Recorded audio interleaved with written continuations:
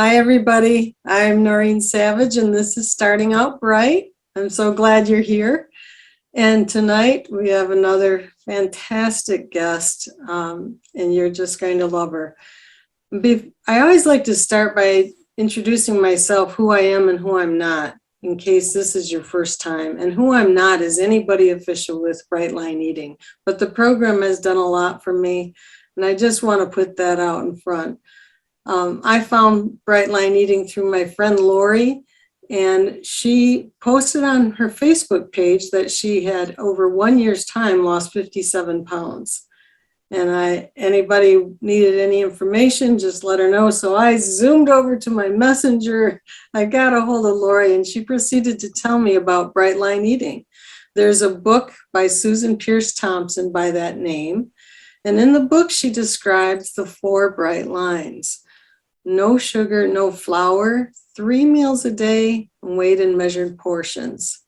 And when I heard all that, I thought, absolutely no way. I couldn't believe I was having this conversation. And there was just no way I was going to do that. But I really like my friend Lori. We got together for lunch. She proceeded to talk about it some more. And I just let that sit for 2 months. And in that time, I realized really where I was. I had swollen feet, absolutely painful knees, backache. Some nights I went to bed really wondering if I'd wake up in the morning. I was 270 pounds at 5'2", and I knew I was in a bad situation. And so I had to make a decision, and I made the decision to start Bright Line Eating. And my friend Lori told me to get into the groups and to buy the book. And I did that. I bought the book, read the book, and got into the group We Eat Bright with Lines. There are now many groups, including the official group, and there's Starting Out Bright and other private groups.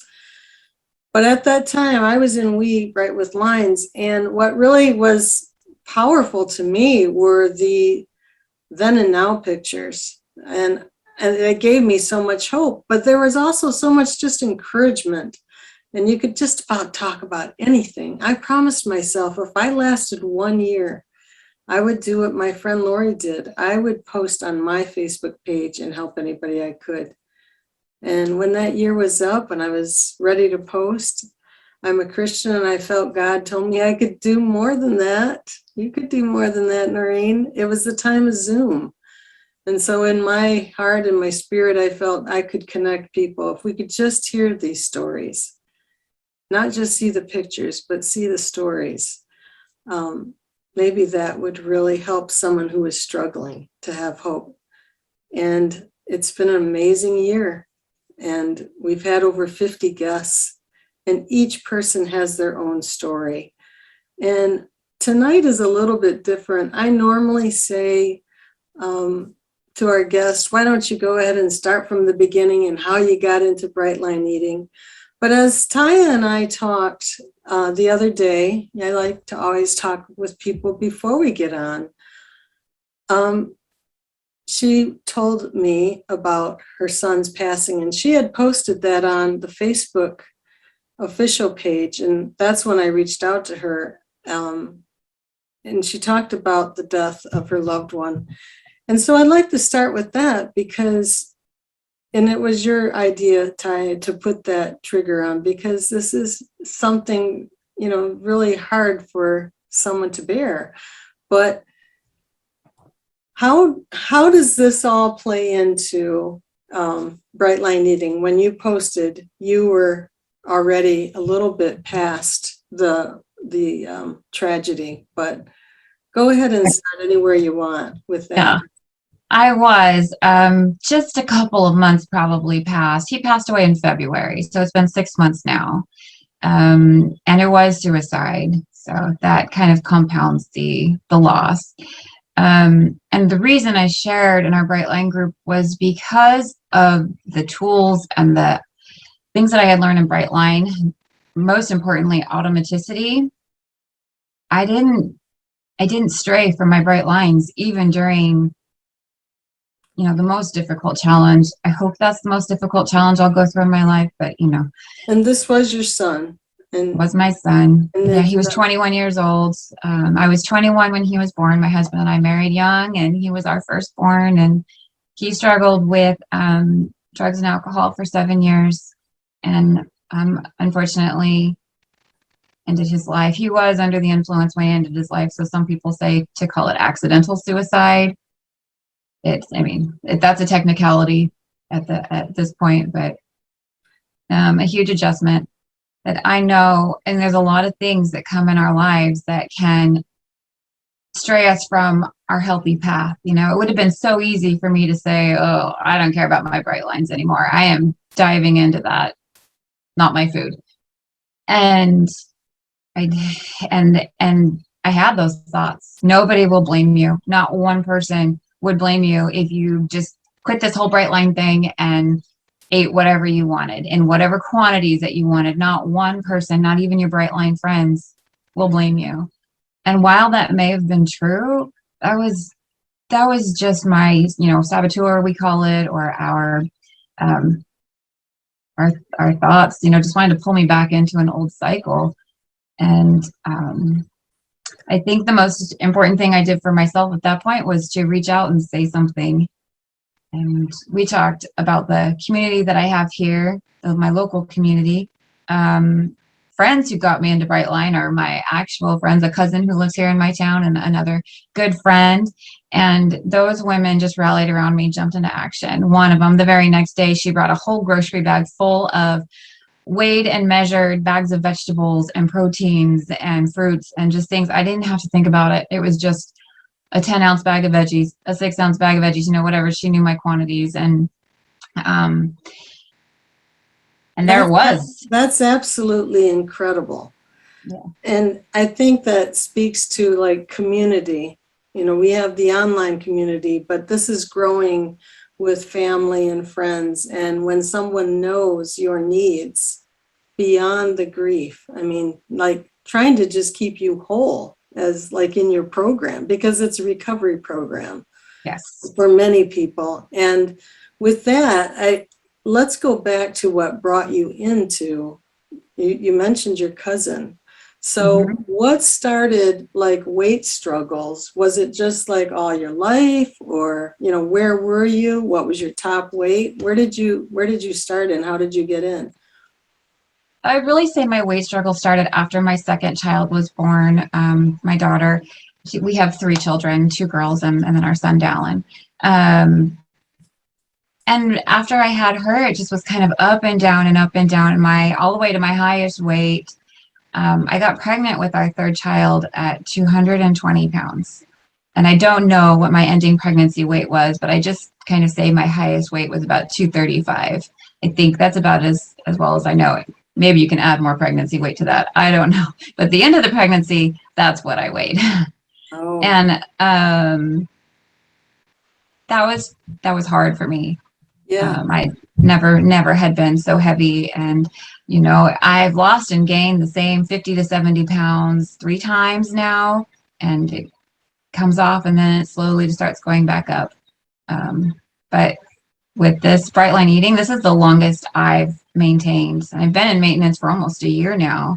Wow. And So when you said you lost like 50 to 70 pounds, what kinds of things were you doing at that time? Like Weight Watchers or? Weight Watchers. Yep. That was my go-to system. Weight Watchers. I tried, also, intentional eating. Is that what they call it? Yeah.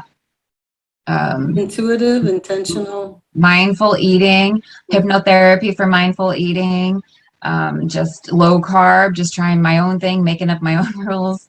And keto for a little bit. And so all the then things. you lose the weight, it comes back on, you've got this going on. I thought I'd never gain the weight back after my hypnotherapy work and the intuitive eating. I thought, I'm good. I know how to eat now. I know how to take care of my body. I won't gain weight ever again. So how did you feel like you resonated with the science then, or did you just see like somebody else lose weight and like, therefore I will too?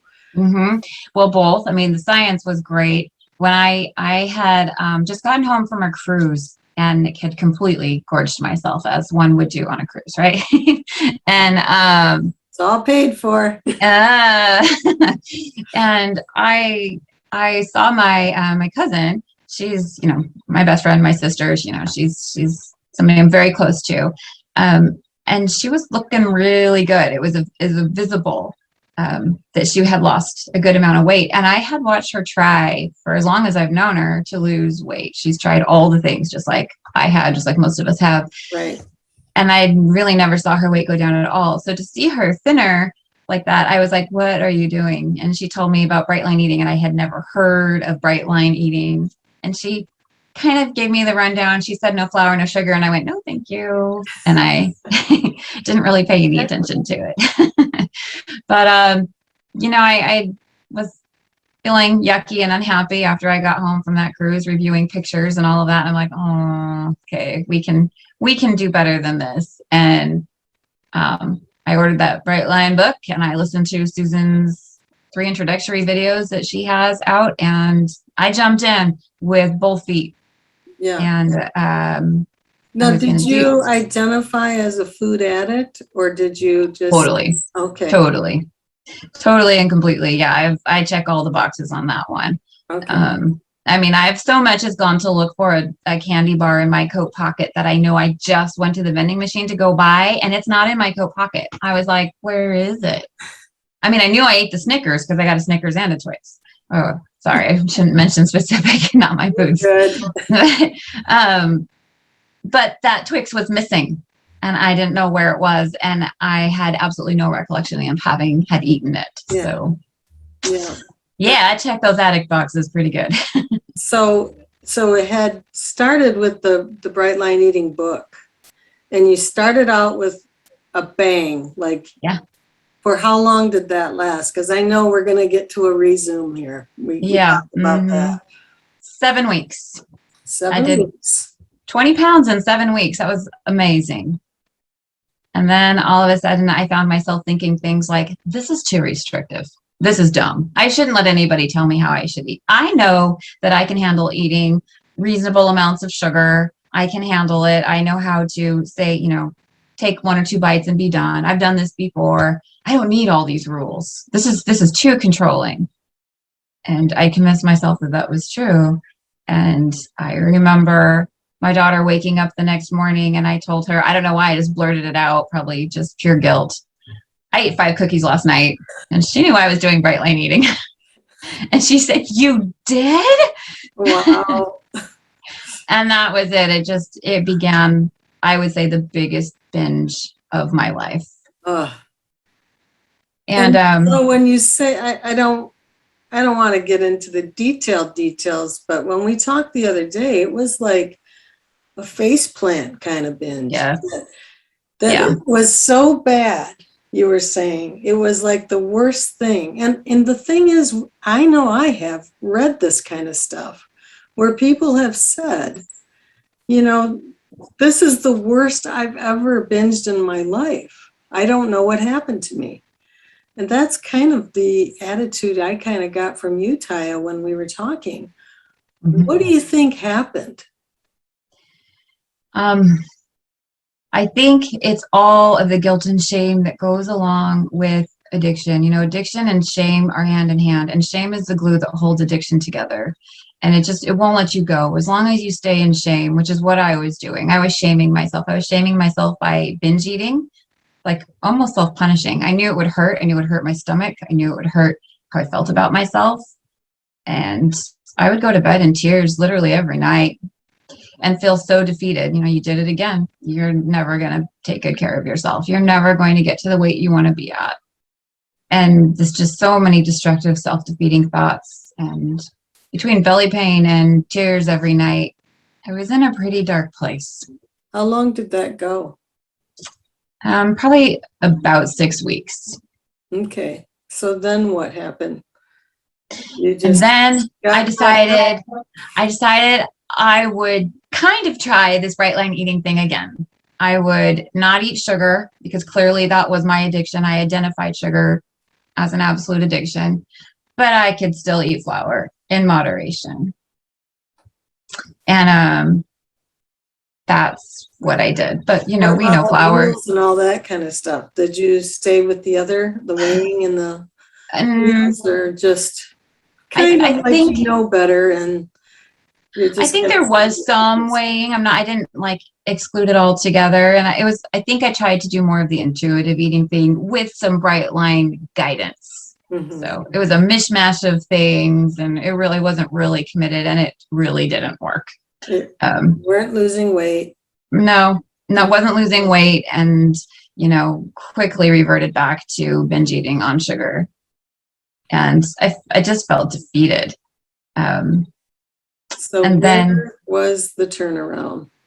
the turnaround was that same cousin of mine came over to my house. We just hanging out one afternoon, and she was so small. She'd lost pretty much all of her weight at that point, and I had never seen her so thin. She didn't look like gaunt thin. I'm not saying it was too thin. Just from where she was to where she is now, it's just she's a size 4. You know, she's a very thin, fit person.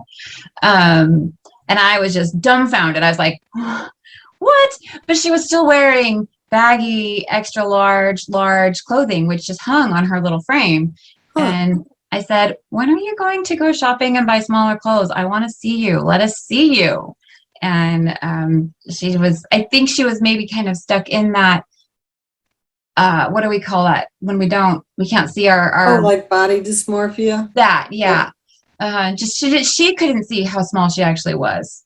And so I said, come to my room. And I took her to my bedroom, and I'd had a closet full of clothes that didn't fit me because they were all too small for me, but I knew they would fit her.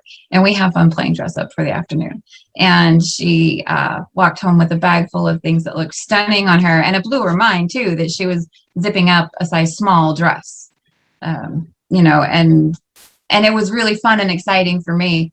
It was really, it was fun. I don't know. It was fun to see her that happy with herself. And then after she left and I was kind of sitting with all of those feelings, I realized I am so jealous. Wow. Yeah. I was jealous. And so it was like, that was a motivator because I wanted what she had. I wanted to, you know, feel good about myself and to feel like I could zip up any old dress and I would be confident in the way it looked on me. And, yeah, I think that was the big motivator. So you got going, and I think you said it was around February. Is that? Yeah, February 15th. I had to address my addiction head on. And I went to a couple of addiction recovery. They're just general, non-addiction specific that our church provides. And met with a friend there who was also a bright line eater. And that was the friend that brought over that bag of groceries for me when my son passed away. And she just scooped me up in her arms, and she was so loving and so helpful. And her guidance was powerful for me. And I admitted to her that I felt defeated, that I had tried and failed a couple of times, and that I really wasn't sure that I had what it took to stick to this. And she assured me that I did.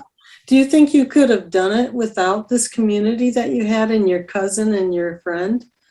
I mean, Doubtful. You could, but I mean, how helpful was that? It was tremendous. Yeah. Tremendous. They held my hands for, you know, daily until I was like, yeah, I got this. I've done my 14-day challenge. I am holding my lines tight. My food journals are, you know, rock solid. I am doing this. I am succeeding. And I have been since then. I haven't looked back, and I follow the bright lines. And it took me 7 months to lose 57 pounds. I went from a size I was a size 14 when I started Brightline in February of 2020. My timeline's right. And I'm a size 2 now. Wow. So, and I would have before said that was too small, too thin, but I feel like I look really normal. Wow. Well, you look great. I mean, absolutely. And you feel great. So, I mean, like the one thing, so you now had gotten to maintenance, and then it was after that your son passed away. Yes. Right after, like a week later. Oh. No, maintenance. He passed away a week after I hit 1 year. Wow. So I hit maintenance in October, so 7 months later. Did you have to do anything different? I mean, you now have so much grief on you. I mean, I'm not going to just assume anything. So when we talked, you had some powerful things happen Yeah. around the time of his passing, Yeah. both before and then after. And I don't know if you want to share any of that, but to me, that seemed like a very powerful part of your journey and carrying on. Yes, I would definitely say so. I feel tremendously grateful to a loving God who has helped me through this difficult thing. I'll share the story I shared with you about the morning after he passed away. Just a few more details. His death was suicide in our home, and I found him in his bedroom. And there was a significant amount of trauma involved in that. I had like that numb out of body experience, which lasted, I think, for days. I'm sitting in this state, this numb out of body state about 4:30 in the morning after he passed away. And all of a sudden my mind just started replaying a vision, this conversation that I'd been having with God for a couple of years, or more than that, for years, on a daily basis. As a mom, we pray for our kids, and I would pray daily.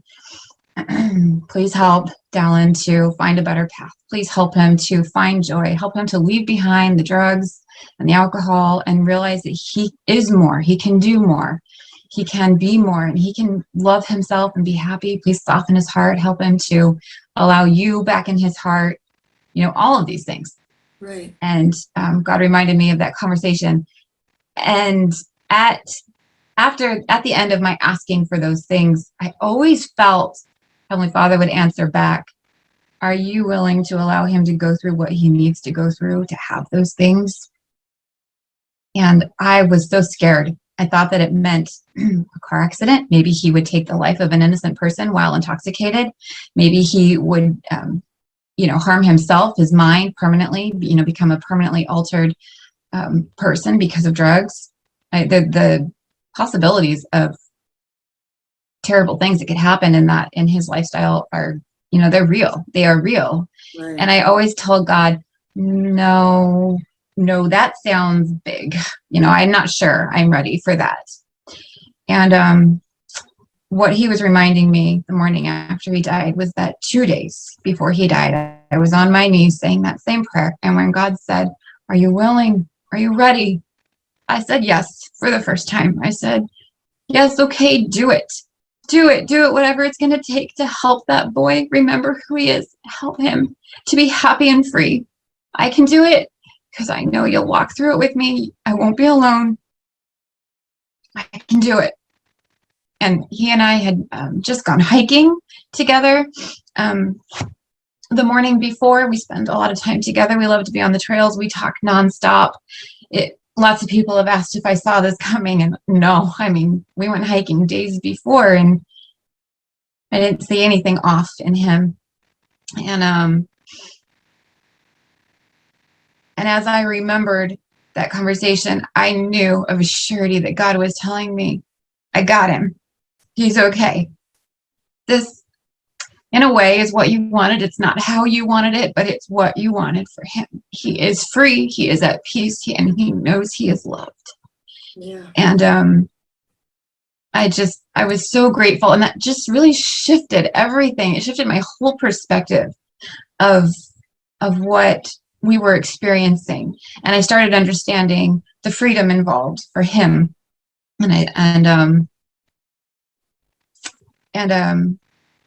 It's I just, think it's just so much though. And, I'm so sorry for your loss, and I'm sure that you had, you're numb. You've got now this conversation coming back to you. This prayer conversation is coming back to you. And you're starting to have just the emotional acceptance, right?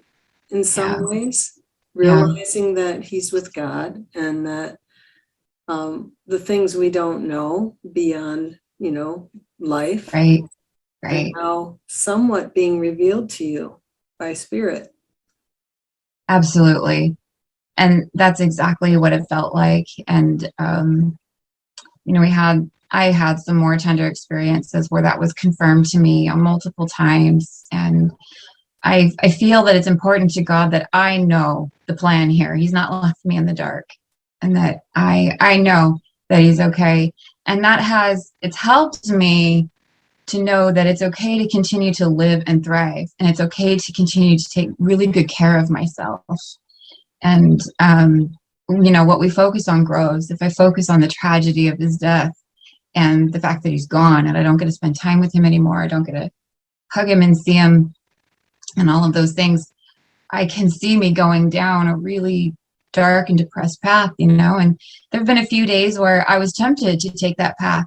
And then I noticed that then I become angry with other people and I start expecting things from them, like they should be calling me or contacting me or checking in on me, you know. And you start giving other people more responsibility than is actually their responsibility. Right. Or just the hopeless depressed where you just don't feel like getting out of bed. Grief can consume you, you know, physically, emotionally, spiritually, you know, anger with God in every way. And I can see how easily it would be for me to focus on that. It's really easy for me to focus on the circumstances of his actual death and just make it horrible.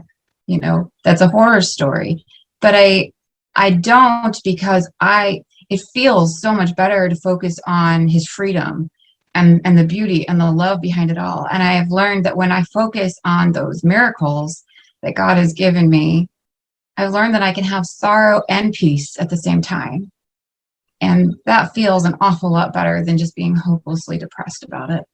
And I think that if I stayed hopelessly depressed, I wouldn't be taking very good care of myself. Well, when we got on tonight for this Zoom, I was so surprised by your background. Yeah, everybody's probably wondering, where is she? Wow, where are you? And could you speak to that? Because that's a powerful, I mean, we're talking 6 months. And I'll let you talk about it where you are, because that's very powerful, that you're not just thinking about things, you're doing things. You're taking action to bring life to you. I mean, to live your life. But go ahead. Okay, this is my son's bedroom. This is the room I found him in. And for the first, you know, few weeks, we couldn't even bear to open the door. It was like a crime scene in here, you know. It just wasn't very nice looking. And a lot of his possessions had been removed because they were destroyed. And the carpet had been half torn out. You know, rooms and spaces have energy, right? And if anything felt absolutely hopelessly depressed, it was this room. Mm-hmm. And I noticed how sick it was making us feel. And I thought, I don't want that. I don't want that. I want my home to always be full of light and be full of love. And we need to fix this. So this room became a really special sacred place for me. Of course, you can see my clothes here, which is a huge color. Oh yeah. We got to watch the Home Edit girls, right? And the KonMari, everything, anyway, Rainbow Order. That's great. Which is a huge bonus to Bright Line Eating is clothes are fun to wear and buy, and you know. Yes. There's something I love, so I'll give you a little tour here. We start over here. Oh my gosh, yes. And lots of artwork going on, and we've got all the pants and other shoes and whatnot over there. So this room, I say, has become my sacred place because it is just that. I come in here to pray and to meditate. It's where I feel closest to my son. I feel a lot of light and love in here. There aren't any bad feelings in here anymore. The scene from the day I have found him it doesn't enter my mind when I'm in here. I spend a lot of time connecting with myself and with God in this space. And the artwork is it's mostly my children's artwork. A little bit of it is mine, but mostly my 3 kids. I just wanted it to be bright and loud and cheerful and just really invite a spirit of love. Color coordinated. Yeah, color coordinated. Mori, how is it more? What is her Mari, name? Okay. So Amazon, to yeah, answer to that question. yes. Close rec. So in this room, you meditate. We talked about meditation as being one of your tools. You do something kind of unusual, I think. Yeah. So can you So talk about that? About how I have and I have a whole I think it speaks to your, your ongoing recovery in life too. yes, it's a process for sure. I have a whole stack of journals here on the floor. I like to meditate on the rug. I specifically picked out a fun rug, pink rug. That's my meditation mat. I even put a cute girly chandelier. Oh, it's just anyway, too much light, but it's a fun chandelier. I grab one of my journals and I call it Rage on a Page, and I just write for 10 or 15 minutes before I begin a meditation. I write whatever I'm thinking about, whatever I need to dump out of my mind, if it's frustration, if it's concerns, if it's questions, if it's things that I am searching to understand better. I just dump it out on the page. And then I do this while listening to binaural beats for meditation. My favorite way to do that is to go into YouTube and just pick like binaural beats for meditation, binaural beats for peace, for whatever. Sometimes they're, because they're frequencies, they're sound frequencies, and they elicit different thought patterns and whatnot while we're meditating.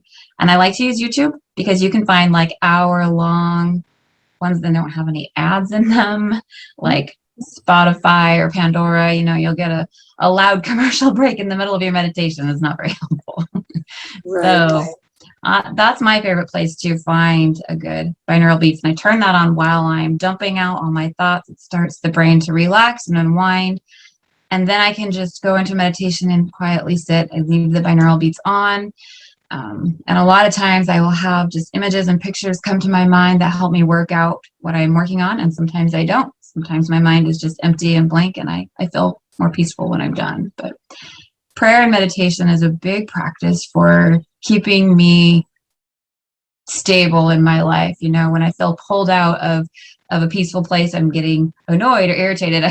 The other day I was getting elevated with anger, and I told my husband, I'm going to be back in a bit. I got to go meditate. And it just pulls me back to a calmer place. Oh, that is so great. In this Rage on a Page idea of like putting this all in a book, do you keep the books? Oh yeah, I got a stack over here. So that you've seen your progress. So things that maybe 6 months ago you could put on that page, even if you were able to at that point. And sure. what you're doing now are probably a little bit different. They are different. And I would say the biggest thing that's different about it is how emotionally connected I am to my words now. Before it was just robotic, after he first passed away and I was trying to, work through some of that trauma. It was like emotionless facts. Right. This happened. I wasn't feeling anything yet, which is very normal, but. So one thing I wanted to talk about before talking about something else is these binaural beats. Now, do you do it with a headphone set or what? Yeah, that's a really good way to do it. That's probably the most effective way. Just pop in some headphones, earbuds, whatever you have. But I've also, when they're not in this room with me and I don't feel like getting up to go get them, I'll just turn it on my phone and let it go. Okay. All right. Sounds good. Now, do you exercise in that room too? I would like to, but I don't because it's not the coolest room in our house. And exercise, you need. Well, because you gave me that one picture of you with the weights. And I know. I'm assuming that you started that after hitting goal. Is that right? Oh, yes, for sure. Okay. I think one of the most intriguing and inviting ideas of Bright Line Eating to me was that I could lose weight without exercising. I was like, I am here for that. Yes. That's my kind of eating plan. And sure. I thought, I'm not sure that I will ever really become one of these exercisey kind of people. I'm fine. I'm thin. I'm soft, but I don't care. I'm thin. And and then I was listening to Susan Pierce Thompson talk about some things in maintenance. And she said one of the benefits to exercising after you get to maintenance is your muscles pop really fast because you don't have all the extra layers of fluff on top of them. And I thought, well, that's something to consider. Hmm. And so I just tried some, YouTube videos for a while, just hunting and pecking. I could do about 10 minutes at a time before I was just flat on the ground. Right. And I knew that strength training was what I needed because I didn't have any muscle tone. That's also something we're probably familiar with in Bright Line weight losses. No, not a lot of muscle tone. Right. And then I just happenstance to come across this one girl. Her name is Caroline Gervin, and she has the cutest Irish accent. She's from Ireland, of course, and she was a personal trainer. She's extremely fit, triathlon. Is that what it's called? A triathlon athlete? Yes. Okay. And then the pandemic hit, and all of her clients were like, Caroline, how do we work out? How do we stay fit? Our gyms are closed. And she's like, do not worry. Do not worry. I've got you. I'm going to post daily workouts that you can do in your home. I'll post them on YouTube. And she started this early on in the pandemic, and that grew into making like workout programs. She has 3 10-week workout programs, all free on YouTube. Really? And they are, and on top of that, probably another 100 or so just miscellaneous workouts. You can just hunt and search for whatever area you want to work. You just want to do abs for 10 minutes? She's got that. And so I do, and it's strength training. It's not cardio. I don't like cardio. That's what I don't like about exercising. I don't like cardio. So do you do stretching on your own and then you do the strength training? Is that and she does have some of those warm-up stretching. She does absolutely recommend that you do that before. And they're anywhere from 30 to 50 minutes, just depending on which program you're on. And they're incredible. I have never had muscle tone like I have now. And those weights in that picture they're beastly. That was my birthday present this year that my husband gave me, and I never would have thought I'd be asking for weights over 10 pounds. 10 pounds was like my max, right? Like, 10 pounds is so heavy. And what are you up to now? Different areas of the body, different weights, but my heaviest, for lunges and squats and all the leg work, I can do 17 and a half to 20 pounds. For things where you use only one weight, like a sumo squat, a really wide stance, I can do it with a 40-pound weight. Wow. Hip thrusts, for working the glutes, I can do with a 30 to 35-pound weight. So I can do significant weight now. My arms, I tend to stay 15 pounds or under, so I'm still working on, and that's kind of the fun of it, is seeing your progress. Like, like, I can do these with a higher or a heavier weight now. And not bodybuilding. I'm not trying to do anything like that, but having muscle tone, it's a brand new thing for me. I've never had muscle tone, and it's fun. Wow.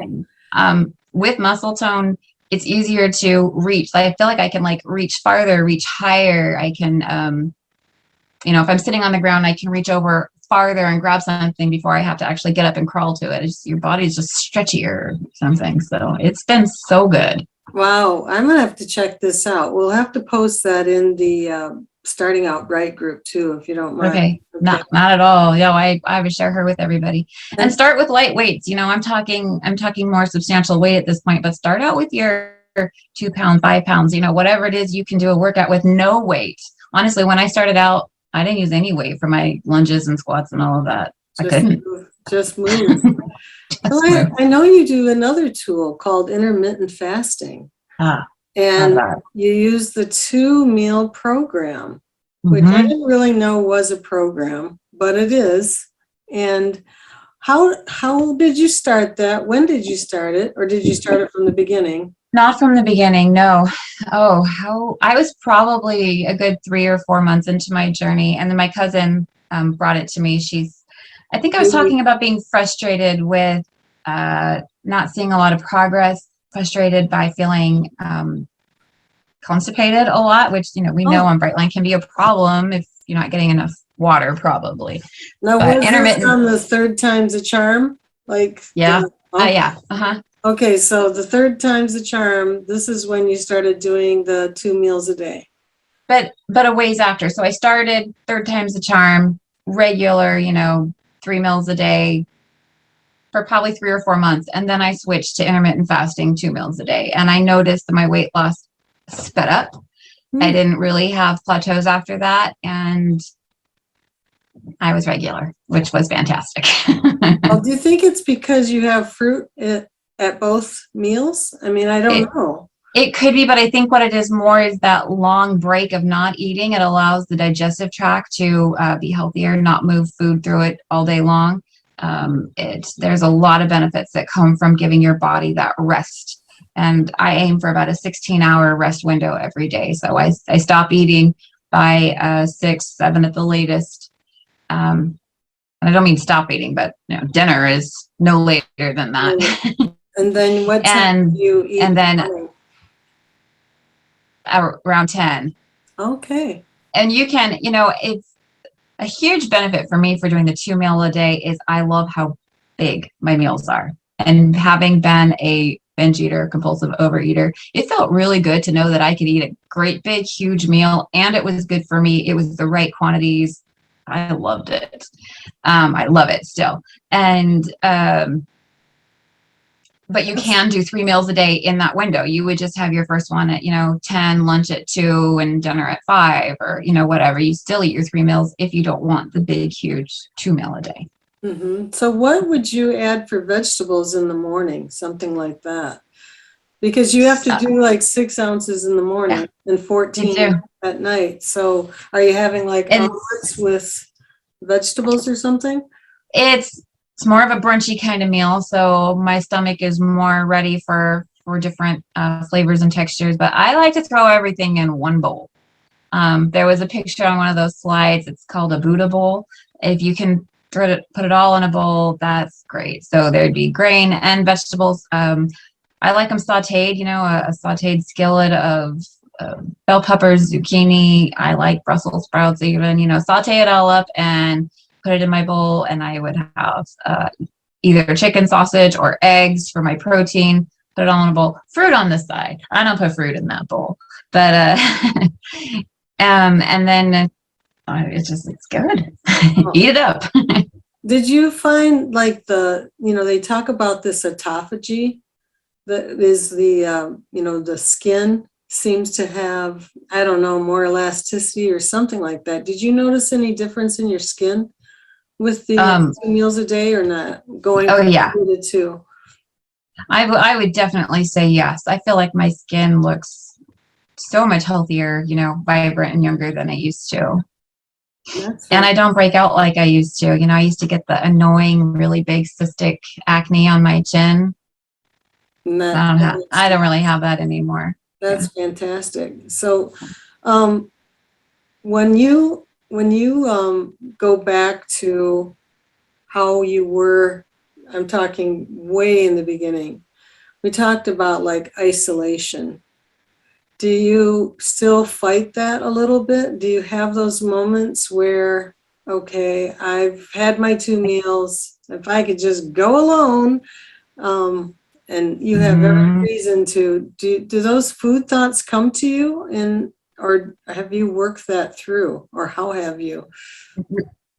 Really not that often, but if I do, I notice that breaking out of that isolation is key. And for me, my son's experience with addiction and ultimately ending his own life because of it, and noticing my own cycles with addiction, it lit a fire in me. I'm not going down because of addiction.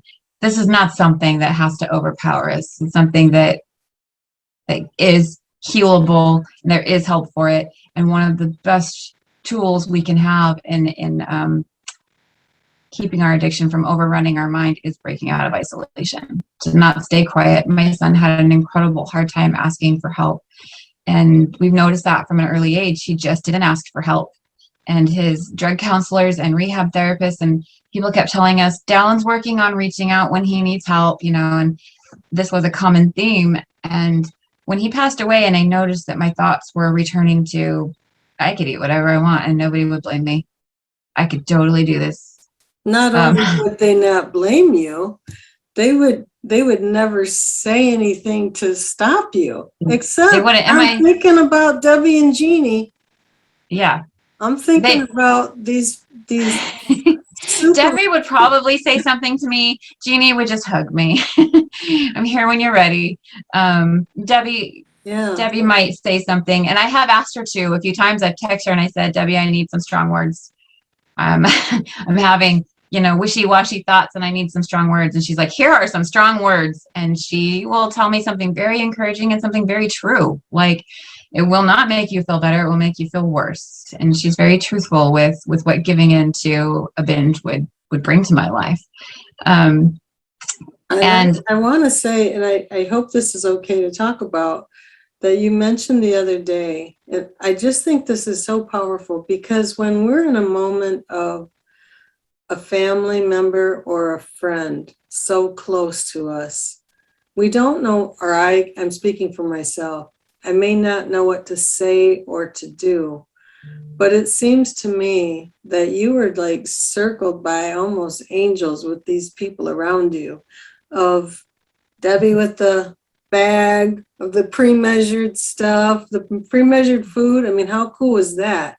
yeah, You also mentioned somebody had said something to you, and not only did they say it to you, they texted it to you, so that you had these words to remember. And I remember when one of my parents passed away, I wrote down all the things that happened, but then I didn't write it down. I put it in a computer, didn't print it off. And when the computer crashed, there it went.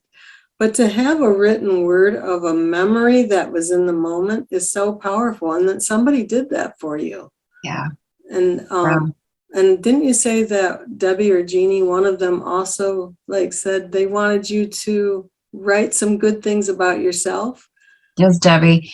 When I was having a hard time, she came over with a bag of groceries. She came over several times in the first couple of weeks, and one of them brought me one of these cute little notebooks that I use, and she said she wanted me to write 100 things I liked about myself.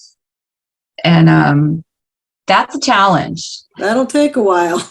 It's not going to be something you can sit down and do in one writing session. It took days, and it just really gets you thinking about the positive things and the reasons that you are worth taking really good care of yourself. And it changes your mindset from that more of that hopeless despair into something more positive. And that was a beautiful thing she shared with me. She also brought her little dog over to me for comfort. His name is Waffles, and she would bring him over just for a therapy dog. And she was there in so many ways. And Jeannie didn't leave my side that whole first week. And she was basically my life. Like the troops came in and they're guarding you. Troops came in, and she was in charge of communicating with people who were bringing meals, being part of a church family. People wanted to bring dinners and whatnot. And she made it known that we were bright line eaters, because my husband is too. And this is what you can bring. This is what you shall not bring. And this is what they would like you to bring. Wow. And she took care of that community. That. It was amazing. And the meals that we got were so full of love and completely bright line compliant. And she'd be there with our, scale, and she'd plate up my food and put it in front of me. And I didn't even have to think about it. And I was surprised that I could eat. The first day I didn't. And by the second half of the second day, she was getting food in me, and I was like, this is okay. It's going down. And so she was just weighing and giving it to me at the right times. And my community was everything to get through something like that. And it does, like you said, it opens our eyes to how we can be the community for somebody else. Right. I think it's a really teaching moment for me personally, to hear this band of angels around you, really, that, your community. And, not everybody has that around them in real time, but we do online. And that's what the Bright Line community, I think you even said earlier, not here, but to me personally, that there's a Facebook community around that exercise person. Like, we have all these communities. Yeah. And yeah, jump in, we can connect. Maybe not, right at your door, but almost. I mean, these connections that we can make are just so powerful. And I can see how they walked you through this very, very difficult time in your life. Yeah, they really have. And I think it was the Brightline community. When I shared that post that you saw, and I just briefly shared that because of Brightline, I could keep, myself healthy during the loss of my son. Another member reached out to me, private messaged me, and she had recently lost her son to suicide as well, and he was only a couple of years younger than mine. And we have become friends, and she has, pulled me into another support community on Facebook. And I reached out to her when there's parts of the journey that I don't really understand. And I thought, I mean, God just works in the most magnificent of ways. And even in my Brightline community, I found another mom who understands what my heart understands, and has, she's faith centered and has shared a lot of things that her faith have strengthened her during the loss of her son. And we will find our community everywhere and anywhere. Well, and the first step is being just a little bit vulnerable, which you were. And on that day that I saw you, Taija, I saw this person who not only had magnificently lost the weight, kept it off, in maintenance, all this kind of stuff, but was willing to share the story, in a little brief way. This whole piece that spoke obviously to people who reached out to you. And now look at your doing. You're opening that door to maybe give some clarity to people that may not feel like you can even get there with such a tragic event in your life, and let alone keep your lines bright, but having some clarity and not to give in to all of the voices that would, and even physical voices saying, oh, just comfort yourself, Taija. And I did have that, other friends in my community who aren't Brightlineers, don't know anything about Brightline. They would say things like that to me, like, Yeah. Are you still doing that? Are you still doing that now? It was almost like an absurd thought to them. And because I had my own personal angels, I was able to get through the really hard part. And I felt loved enough by them that I could reach out when I was having a hard time and say, oh, it's not good up here. I got to tell you the kinds of things I'm thinking. And then they would offer more help. And breaking out of that isolation is key. Oh, what you're saying right now is you're actually saying it. I'm not thinking well right now, to be able to open the door and say, this is not going well today. So, it's those around you, but also you having to say something. And I think that's the best emergency action plan, if you want to call it that, is to break out by breaking out, saying something to somebody. Know exactly who you're going to text and know. I'm looking at the time. I didn't realize it's this far, but do you have, what are your greatest non-scale victories? Okay. Well, we talked about it already, but definitely muscle tone. That's, I think, one of my favorites. A fun favorite one was when we went on a trip this summer on the airplane. I had to tighten my seatbelt. Usually I sit down on an airplane seat and I have to loosen it up a little bit and judge myself for that, right? Because we do that. But it was kind of fun to sit down and have to pull that seatbelt tighter. My wedding ring has been sized and resized. I don't know how many times, bigger, smaller, bigger, smaller. And I have never had it sized down to a size 5 before. I think it started out as a 7.5. So that was pretty fun to see that all of me is thinner, even my fingers. Do all those clothes fit you? Are they one size? They are all new since having lost all my weight. One size, that's it. Not 5 sizes in the closet. They are not 5. I do not let them stay. If they are too big, they don't stay here. Wow. Yeah. There's, Jeannie is very talented at finding sales, and she knows how to get something for this much off and a little more off and another coupon here, and she just tells me where they are, and so we That's find some fun deals. awesome. So if there was somebody here tonight that had gone through tragedy, what would you say to them about that? Are there any words that you could offer to someone who maybe has gone through something similar and doesn't think they can even get over it? And I have encountered that quite a bit since being on this journey myself. But I think what I would say the most is that our two worlds are more closely knit than we realize. You know, we have this idea that death is just, you know, a hard line or a wall, black and white, not here, gone. And that's true. You know, I don't get to see my son. But when we focus on the spiritual side of our lives and we recognize that, you know, we have a spirit and a body, and right now I have both, and my son just has the spirit, our worlds still intermesh, and we still have experiences that are sweet, things that we may not you know, fully understand, but there's been too many things that have happened since my son has passed away for me to think that it's any kind of coincidence or that I made it up. I think that we can have a great deal of peace, and what you focus on grows. When you focus on the tragedy and the despair of it, it's really easy to do. It weighs us down more, and it takes you down that path even farther. But when you focus on the peace and you try and find that that light and invite God to show you peace, like, I don't feel peace, I just miss him. Can you help me feel some more peace?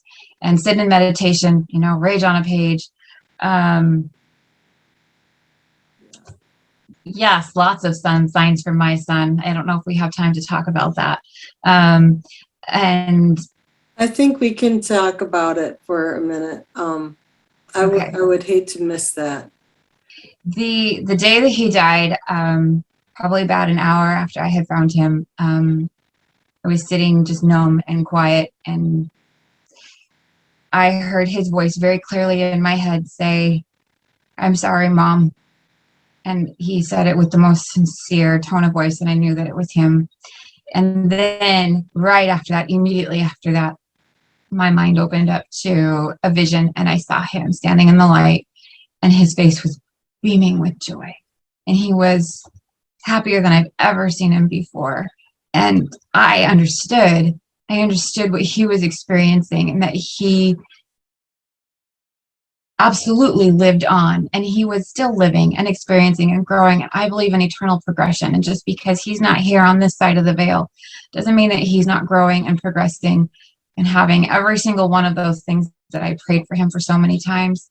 And then as it was, I wasn't the only one that received that vision, that experience. A friend of mine also, she came over to my house and said, "I have to tell you something." As soon as I heard about Dallin, I was really sad. But then all of a sudden, I saw, and then she described to me exactly what I had seen. I believed every word she said because I had already seen it. And then a month later, somebody who was more like a coincidence or acquaintance to me, I know him but not well, got a hold of me, and he said, "I keep putting this off, and I can't put it off any longer. I feel so pushed to come and share this with you." And he came over to my house, and we talked, and he wanted to know the details about Dallin's life and what led up to his death and all of that. And then he shared, when I heard that he had passed away, I dropped to my knees and I cried. I cried for a whole minute. And I thought, well, a whole minute. I cried a little longer than that. And he said, but then I stopped crying because all of a sudden my mind was full of light, and I saw Dallin standing in the light, and he was beaming, and he was with God. And he not only felt that he was loved, he knew he was loved by God. And so for this experience to have happened, not just by myself, but for like multiple people to share it with me, it's a testimony to me that he lives on, and he is thriving, and he is well. A little plug for, I think, the most healing book there is if you are grieving, is called Hello from Heaven. And it is story after story after story about people who have received some sort of communication or experience with a loved one who has passed away. It makes their world so much more tangible, and you realize how intermeshed they really are. And I love that one of the messages a loved one shared with their living family member was that if you knew how so not alone you are, you would never be afraid again. And I thought, that is just really neat to know that they are here, you know, they are around us, and that communication happens all the time. In reading that book, you realize you probably have had some of those experiences. You just wrote it off as, oh, I made that up, or I had a dream, or I imagined it, and really no, they're, you know, it's so tender and so special, and they are there. And I like to focus on the fact that he is living. He's just not living where I can see him, but he is thriving and he is well. And I get little glimpses. That was my deal with God. Just keep me updated. And I get those sacred moments during my meditations. You know, when I can go into a nice meditation, I can sometimes have a little glimpse of his face or how he's doing. And it keeps me going, and it keeps me focusing on the fact that he is living and he is growing and thriving. And he's waiting for me, and we'll be together again. Wow. So much light and love. So much in that room right now. Yeah. It's so beautiful. And, you know, the fact that you were able to take care of yourself. I know we're a little over the time, but I don't want to pass up an opportunity for you to speak to someone who also is resuming, and third time's a charm, they're hoping, but maybe giving up. Right. And they don't have a Debbie or a Jeannie around. Right. What would you say to them, Taija? I would say to them, you know my name, and you can message me. You know, you just need to admit what's going through your brain, the thoughts that are going through your brain. You know, I'm here to respond. And I would also say to reach out. You know, think of some person that you feel comfortable with, even if they're not a bright line eater, but think of that person that you can share things with and tell them how you're feeling. And they don't have to understand bright line eating to know that you need some support, that they can help you, you know, stick to your lines. I see far too often in our Facebook group, people say like, I got bad news, or this happened, or, you know, something happened, broke my lines. And it's so easy to do. And we use it almost like we have a right to, you know, this happened, now I can break my lines.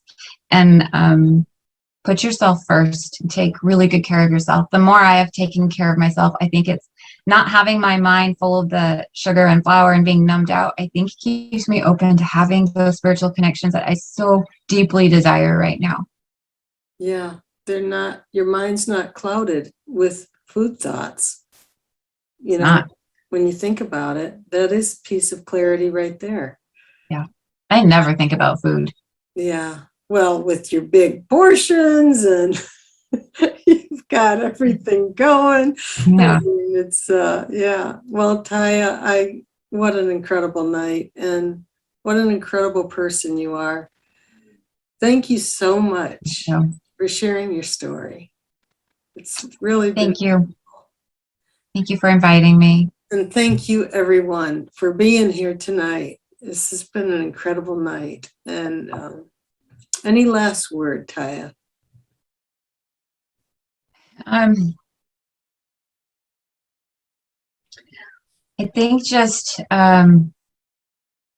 if you notice your thoughts, you know, our kinds of thoughts that we have, especially if it's thoughts against the program, like this is too hard, this is too restrictive, I can do this without following the rules. Notice that those thoughts are not there to support you. Those thoughts are there to hurt you, and those need to be surrendered, and you can surrender them, and there is immense joy and happiness after. It's not losing, it's not giving in to something and being deprived. It's an immense amount of joy. So notice when those thoughts, you know, start circulating, and reach out, say something. Yeah, message go me. to bed. Just go to bed. Just go to bed. Rage on a page and meditate. Exactly. Exactly. So I'm going to close as I close each week. Thank you, everybody. Good night. Stay bright. Don't let the bed bugs bite. Good night, everybody. So, Taija, how would you like to play 3-Question Thursday? I would love to. Okay, so you gave me a few photos, and one of them I think was pizza bowl. Yeah. Was it? Well, I want to talk about pizza bowl. How do you go about making that? And I realize that you're doing the 2 meal a day plan. So I think that we can adjust it to our You can. sizes, but go ahead and tell us what's in that. So a pizza bowl is a base. It's a big bowl, and you fill it with all your veggies that you're going to eat. So I saute mine. If you're an onion person, I would start with onions. I'm not. I'm allergic to them. So onions, bell pepper, mushrooms, zucchini. Put the zucchini in after the bell pepper and onions have cooked for a while because zucchini gets mushy fast, and nobody likes that. Weigh out your vegetables, whether it's 10 ounces, you're eating 8, whatever. I eat 14 at dinner. Yes. And that goes in a bowl. And then you get your 2 ounces of free not marinara, pizza sauce. And the ragu, just the original ragu, has no added sugar in it. So that's my go-to pizza sauce. 2 ounces of that. And then you get your proteins between. If you want to do a sausage, just be careful for finding one that doesn't have sugar in the first 3 ingredients, or at all. That's harder to do, but or hamburger meat. You can even do other proteins that you like on your pizza. Cheese. Get your proteins on the bowl. And did I forget anything? Vegetables, sauce, meat, cheese, right? It's sounding like a potluck dish. It goes all in one bowl and stir it up. Get that cheese a little melty. It's good. I don't miss pizza. Wow, that is really fantastic. Okay, so let me think here. I got to ask you something about clothes. I'm seeing all this beautiful Marie Kondo, color combos and stuff. So I'm assuming you went through a few sizes. Did you have any kind of strategy, or how did you go about doing this? Just like throw them out as soon as you got through the next size, or what did you do? Yeah, kind of. I mean, I probably did what most people do is you let yourself lose a good chunk first, wear your clothes too big, and then start investing in smaller ones. And then I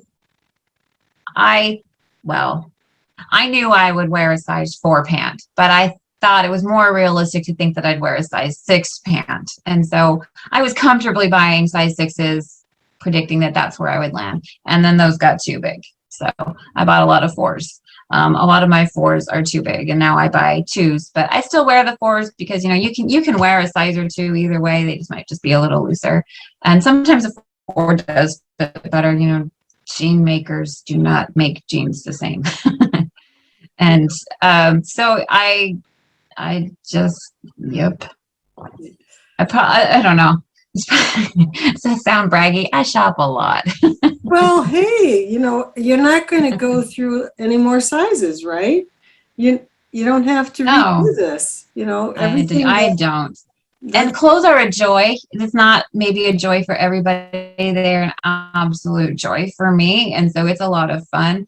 I've always wanted to have this whole closet full of clothes, that walk-in dressing room kind of thing. And so this was just kind of literally a match made in heaven for this to all come about. And so what? Yeah. So here's my last question. This is for all the points, all the money. This is the 3rd question. How good does it feel to be at your right size body? There's nothing like it. It's so good. I love that I go to bed at night thinking, I love my body. And I wake up in the morning and I think, I love my body. And it is ready for a good hard workout. And there isn't any, what you do, the pinching, the mean thing you do to yourself where you pinch your bulges and you tell yourself you're not enough. I don't do that. I don't do What that about anymore. the I say brain nice, games? yeah, I say nice things to myself and my brain, and I love that my brain, my thoughts are nice to me, you know? Good job. Look what you've done. And did you Did it take a while for you to see your skinny self? Um, Probably not as long as I have, seen others take. I mean, a little while. It wasn't until I started seeing pictures of myself coming, back, and then you see it a lot more clearly. But I know of other friends in the program that, yeah, have had a harder time seeing it. Well, and then if you've posted anything on Facebook, you get your before and after pictures together for yourself. That is Yeah. amazing. Putting a before and after side by side is pretty, I didn't think I looked that, big before, but putting the two pictures side by side, I'm like, no, I was. That's why I didn't feel good. Yeah, you do, fun things like zip line upside down and all that kind of stuff. That's a rush. It's terrifying, but it's a rush. One day. But anyway, Taija, thank you so very much for being on Starting Out Bright. And thank you for playing actually 4-question Thursday. You're welcome. So thank you My so pleasure. much. I appreciate being asked. Good night, everybody. Stay bright.